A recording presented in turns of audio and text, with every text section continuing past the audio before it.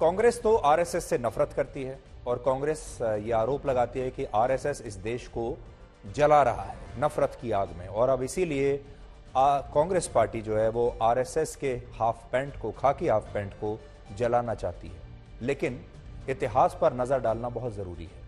वर्ष 1962 में जब चीन ने भारत पर हमला किया था, उस समय आरएसएस के स्वयंसेवकों ने सीमा पर रसद पहुंचाने में बहुत मदद की थी और तत्कालीन प्रधानमंत्री जवाहरलाल नेहरू तब आरएसएस के काम से इतना खुश हुए थे कि उन्होंने अगले ही साल वर्ष 1963 की गणतंत्र दिवस की परेड में आरएसएस को खास तौर पर शामिल होने का निमंत्रण भेजा था और बाद में आरएसएस ने इस निमंत्रण को स्वीकार किया था और वो गणतंत्र दिवस की परेड में शामिल हुई थी।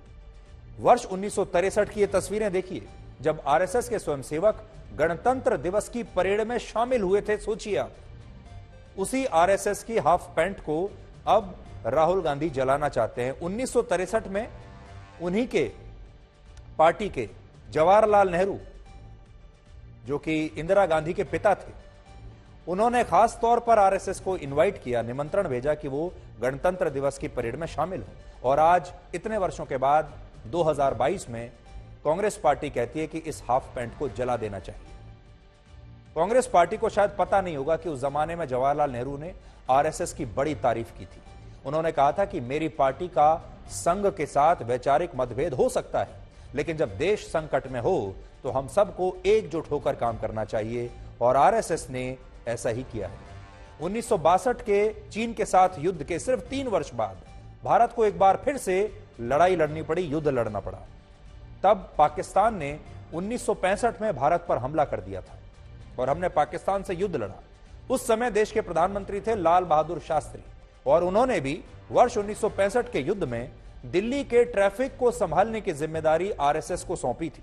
शास्त्री जी ने ऐसा इसलिए किया था ताकि इस काम से मुक्त होने वाले तमाम जवानों को युद्ध से जुड़े कामों में लगाया जा सके। और तब लाल बहादुर शास्त्री ने आरएसएस के उस समय के सर संघचालक माधव सदाशिव गोलवलकर को बैठक के लिए बुलाया था, जिसकी तस्वीरें आज अभी आप देख रहे हैं।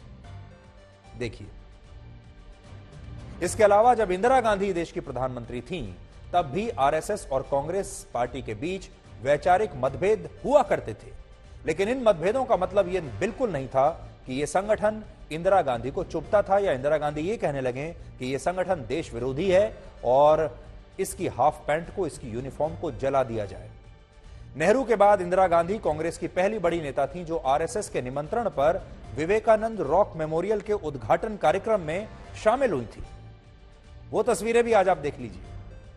इसके अलावा वर्ष 1967 में जब बिहार में भयंकर अकाल पड़ा, तब आरएसएस के स्वयंसेवकों ने अकाल पीड़ितों की बहुत मदद की थी, और आरएसएस की इस कर्तव्य निष्ठा और सेवा की भावना को देखकर लोकनायक जयप्रकाश नारायण बहुत खुश हुए थे। उन्होंने अपने एक भाषण में कहा था कि संघ के स्वयंसेवकों की देशभक्ति किसी प्रधानमंत्री से कम नहीं है। अगर जनसंघ फांसीवादी है तो फिर मैं भी फांसीवादी हूं। आज जयप्रकाश नारायण हमारे देश में समाजवाद की राजनीति करने वाले बहुत सारे नेताओं के प्रेरणा स्रोत हैं। नीतीश कुमार, लालू यादव, मुलायम सिंह यादव, उनके पुत्र अखिलेश यादव और बहुत सारे समाजवादी नेता आज भी जयप्रकाश नारायण को अपना राजनीतिक गुरु मानते हैं, उनसे प्रेरणा लेते हैं। लेकिन आश्चर्य की बात है कि ये सभी नेता राष्ट्रीय स्वयंसेवक संघ को देश के लिए एक बहुत बड़ा खतरा बताते हैं। आप इसे एक तरह की राजनीतिक असहनशीलता भी कह सकते हैं। भारत एक ऐसा देश है जो अनेकता में एकता के विचार को हमेशा बढ़ावा देता है। भारत में अलग अलग विचारधाराएं एक दूसरे का विरोध करते हुए भी एक साथ एक ही देश में रहती हैं, और यही बात भारत को दुनिया का सबसे बड़ा और सबसे सम्मानित लोकतंत्र बनाती है।